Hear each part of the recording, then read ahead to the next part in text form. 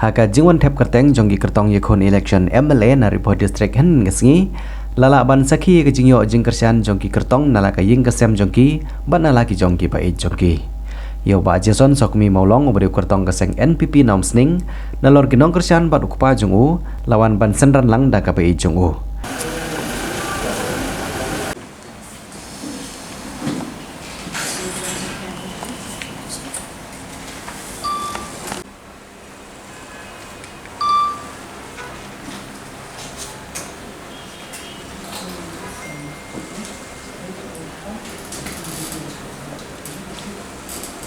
nang tai kong mang telin sokmi maulong ibdei kertong keseng NPP na nong po lawan ban senran lang da ubai jongi rengkan ru ukpa lembat kenong kersian jongi nang tai ba Primson makdo na lor kenong kersian lawan ban senran lang da ibai jongu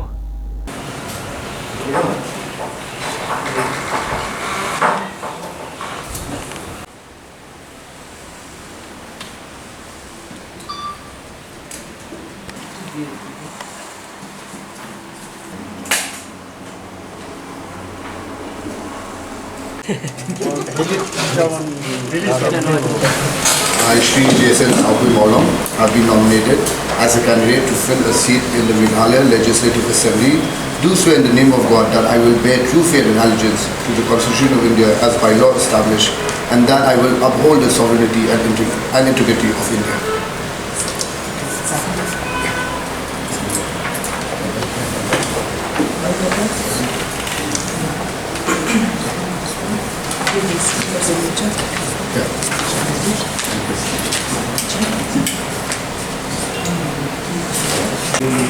Nominate as a candidate to fill a seat in this 11 Muslim constituency ST, which is State Assembly. Do swear in the name of God solemnly affirm that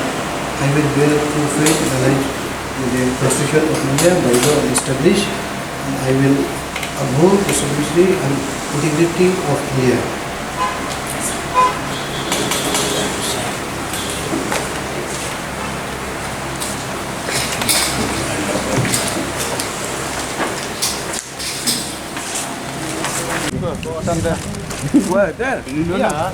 No.